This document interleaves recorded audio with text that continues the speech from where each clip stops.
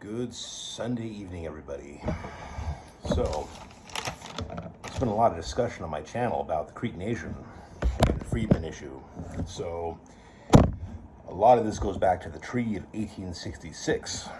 So, without getting too much into opinions about what this means, I'm going to try to stick to the bare bone facts about what the 1866 treaty actually says. Now, I just read the entire thing and I made a whole bunch of bullet points. It's not a very big treaty. It's about 4 articles long. There's an introduction, there's the articles, and there's the signatures. So the treaty was written June 14th, 1866, ratified July 19th of that year, and then proclaimed August 4th. Okay. It mentions that the Creeks made treaty with the Confederate States on July 10th of 1861. This is true. Most of the Creek Nation, as I understand it, had actually signed allegiance with the Confederate States of America, the CSA. The Cherokee Nation did the same thing. In fact, the entire Cherokee Nation of Oklahoma, if I'm not mistaken, signed a treaty with the Confederate States. So one of those little interesting bits of history that people don't really know about is that Indians actually sided with the South rather than the North in that war. Now, again, this is a war that really, as far as Indian Territory is concerned, it should have had nothing to do with us. I mean, as tribal citizens, we weren't even United States citizens. Okay, we were Creek Nation or Cherokee Nation or Seminole Nation citizens, etc. So, personal opinion, the war had nothing to do with us. Okay, it had to do with the North and the South. Indian Territory was not yet called Oklahoma, not until, I think, 1906, somewhere around there, roughly. So, yeah, anyways. We made a treaty with the Confederate States on July 10th of 1861, okay? But there was the Confederate Creeks, if you will, and then there's the Loyal Creeks. I have ancestors on both sides. I have a Loyal Creek claim document from, I think it's 1950, regarding my great-grandmother. It lists all of her children and lists her lineage back to, relatives who are beneficiaries or heirs to the Loyal Creek claim. So I've got Loyal Creek blood. I've also got some Confederate Creek blood. It's just the way it is. And so, anyways, what happened is this goes. The Creek Treaty says of 1866 mentions that we made a treaty with the Confederate States on July 10th, 1861, which basically unsettled any prior treaties with the United States. Okay, it forfeited benefits including lands, blah blah blah blah. But then it goes on to say a peace treaty at Fort Smith was made on the 13th of September 1865, which revoked the treaty with the Confederate States and then stipulated the following. Okay, Article 1. Basically proclaiming peace and friendship between Creek Nation and the United States, that we would never take up arms against the United States, and that we would aid in putting down any enemies of the United States. Okay, that we'd be peaceful with other Indian tribes, and the USA grants protection and possession of our country. So, Creek Nation agrees to U.S. military occupation of the country. So, in other words, some form of martial law, which is never popular, by the way. But that's something that we agreed to in this situation. Okay. By the way, Reconstruction was not an easy process for the entire United States, and it wasn't easy for us either as a Creek Nation. So, but just saying, so we agreed to martial law. Okay. There's a general amnesty granted, or general amnesty proclaimed for all offenses by citizens of Creek Nation against the United States, and there's also Creek Nation also granted amnesty of offenses against their own government, but also mentions that no proscription or confiscation against those who were friendly to the United States or those who had taken arms against the United States would happen. So. Things are free and clear. Things are, it's a clean slate, essentially. That's what it's, supposed to be, right? This is where it gets into some of the videos I've been mentioning recently about the freedmen. I'll try not to get too long-winded with this because I want to get through the entire treaty because it is important to get that out of the way for, historical purposes. Article 2 says slavery or involuntary servitude is abolished, except as punishment of crimes. Now, does that mean that you can make somebody a slave again? It doesn't say you can't, technically, but it does say that it seems to be abolishing slavery and involuntary servitude, except for as a punishment of crimes. Those of African descent with no interest in soil, meaning no land interests, that are lawfully residing in Cree Nation can return within 1 year of treaty. And as part of that, it mentions that they may be permitted to, by Creek law, to settle as citizens. By whose law? By Creek law, not by federal law. By Creek law. Well, do we say that they're citizens? Or is that the United States government putting some words into our mouths? We'll figure that out in time, right? Anyways, that also they shall enjoy all rights as native citizens.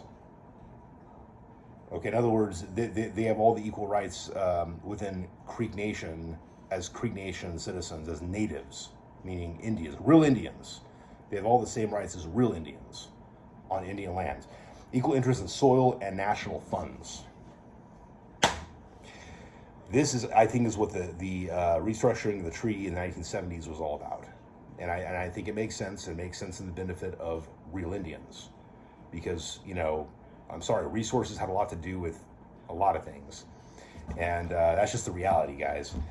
So we'll get more to that later. So Creek law equally binding on them and any others, basically, of any color, black, white, red, whatever, adopted by Creek Nation.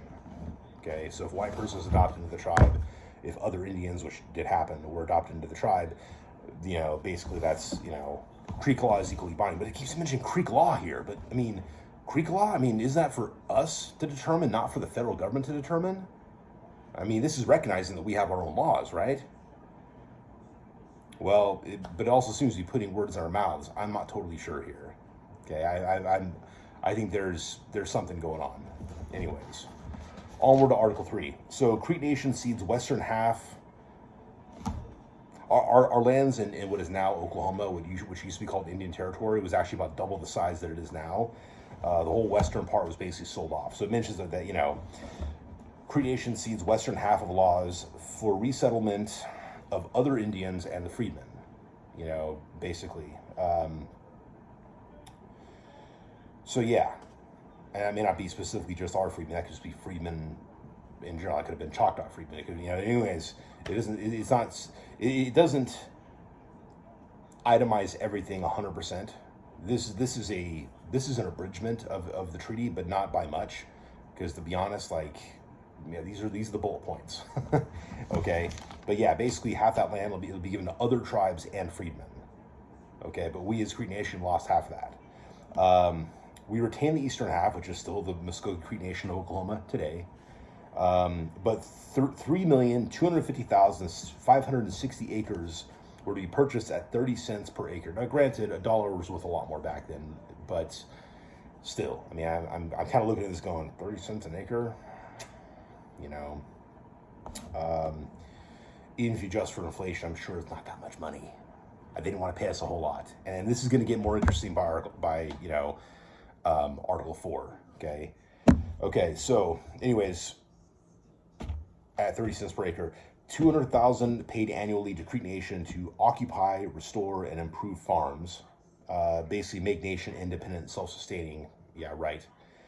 We can't be self-sustaining if we're getting money from the federal government. That's just the reality. I think most people don't realize that this is how economics works. If we rely on the government to give us money, we're not self-sustaining and independent. If we rely on a federal government to tell us what laws we can make, then we're not really a sovereign nation.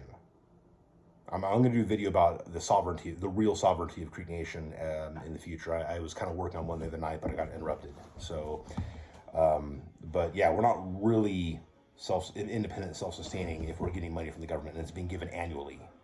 Okay, and I'm not saying, that we didn't deserve it. Our lands were stolen from us in Alabama and Georgia, okay, and northern Florida.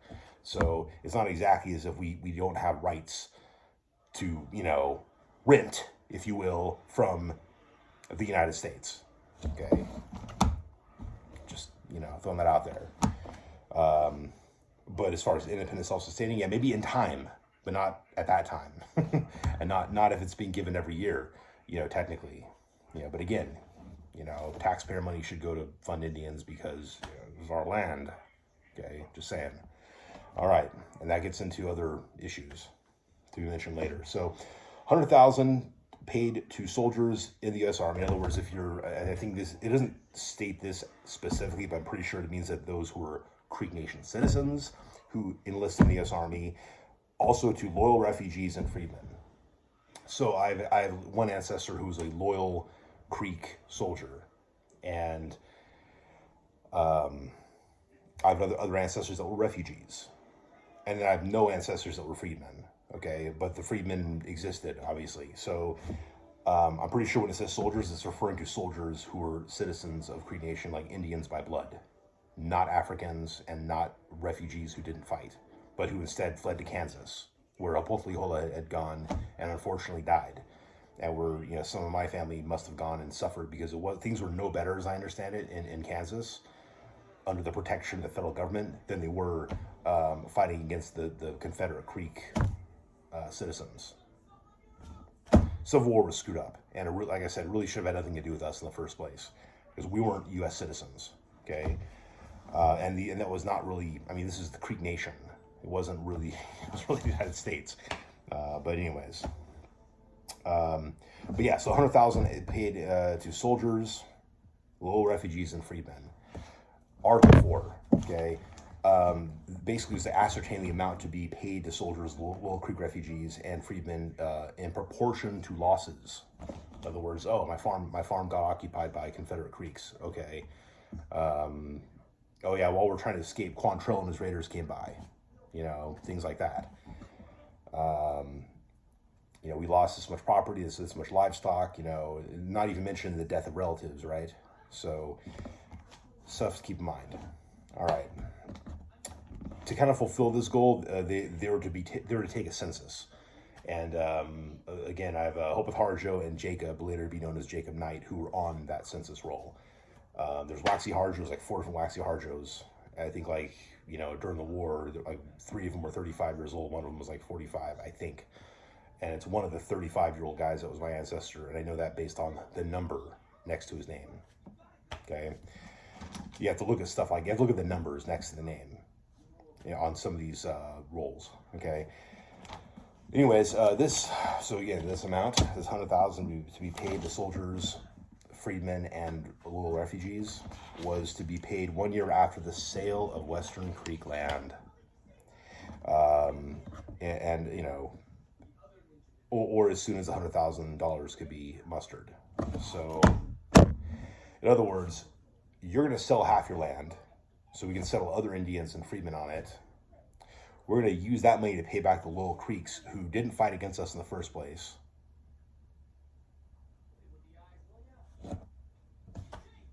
Interesting how that works. We're going to sell your land and pay you back for your losses for being on our side. Even though, yeah, technically you had the Confederate Creeks as well. I mean, I'm not going to, you know, disregard that fact.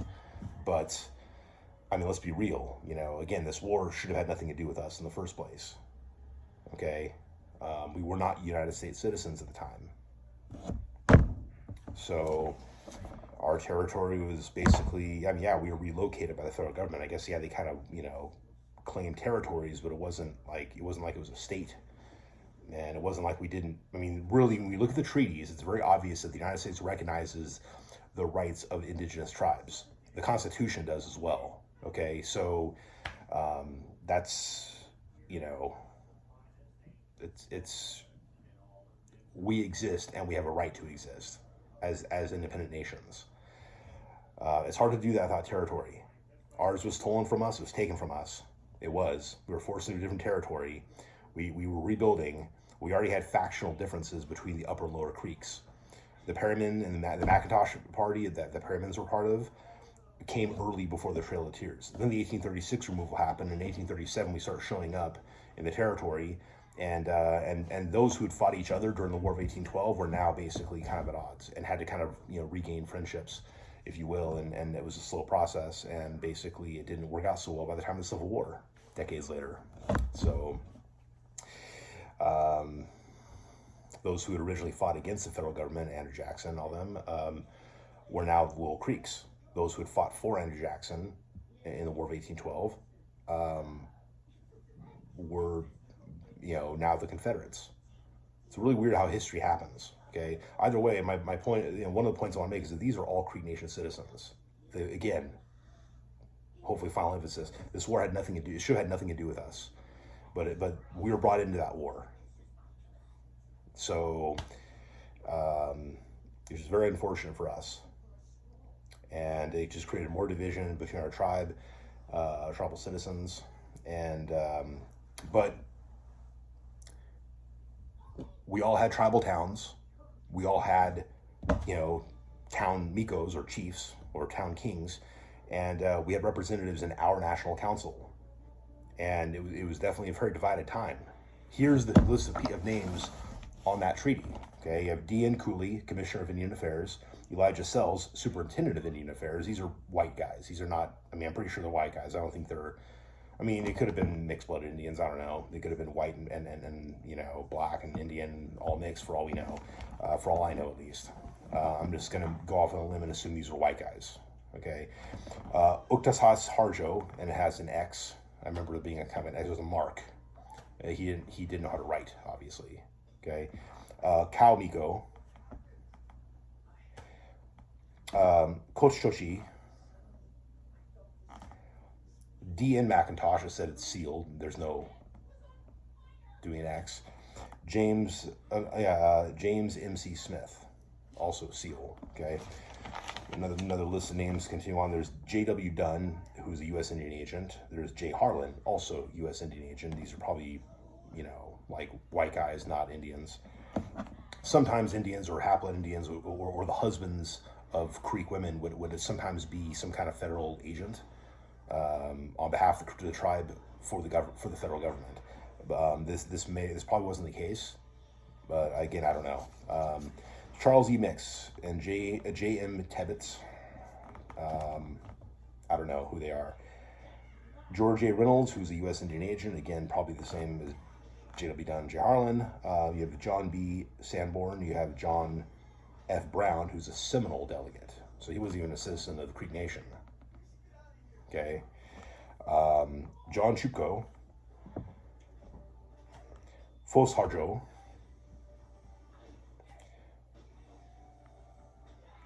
How do I write that? Chakoti Huga? What? I did that wrong anyways. Then you have R. Fields, who's a Cherokee delegate. Again, not a Creek Nation citizen. Douglas H. Cooper. William Penn Adair. I don't think that guy was Indian either.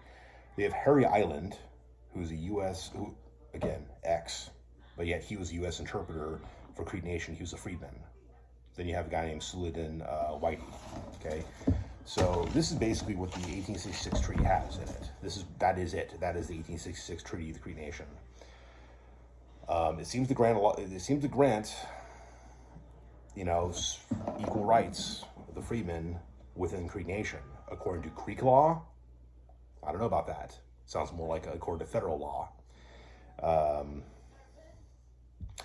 So it doesn't look like all the town Mikos were involved in the creation of this treaty, even probably all the Loyal Creek ones. Okay, I'm trying to remember how many towns we had. I hear at one point we had about 50, tribal towns. I doubt it was that many at that point. I know that some had already been dissolved. Like Sawakolo was dissolved, what I mentioned in my last video.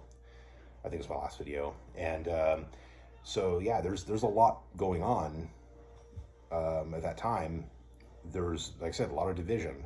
The Creek Nation wasn't exactly a solid entity. Now, there's been some comments in the comment section mentioning that, the Confederate Creeks, they gave up their rights. Like, no, I'm sorry. I'm sorry about that, but these are Indians. These are real Indians. Freedmen are not real Indians.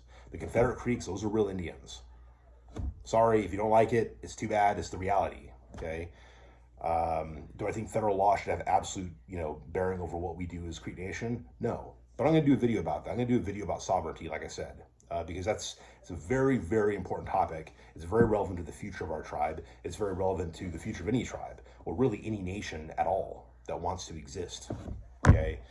So, yeah, my opinion, 1866 treaty is not entirely valid. and therefore not really valid. It's not valid. The federal government says it is, and if the federal government is the final say-so on what is actual Indian law, then it's not really Indian law. It's not really the Creek Nation having its own Creek laws, okay, like mentioned in the treaty itself. Okay, we got to take that verbiage into consideration.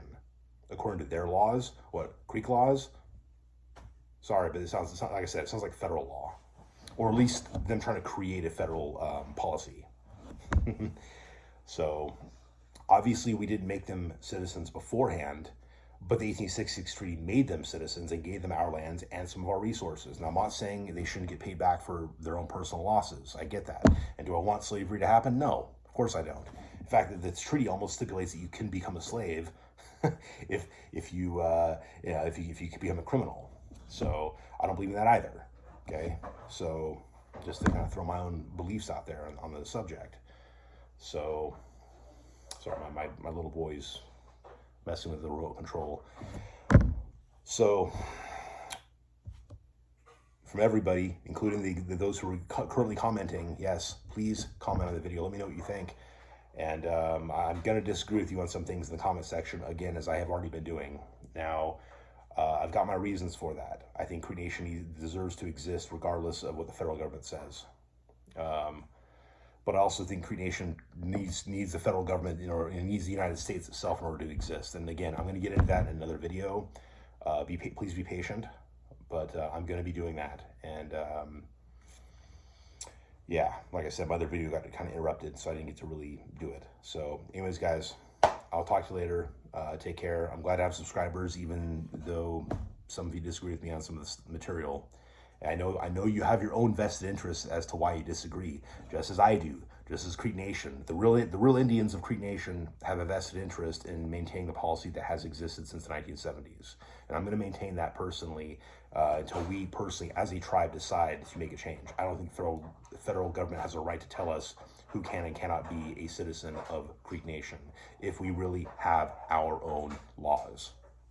And I'll finish with that for now. Take care. Mado.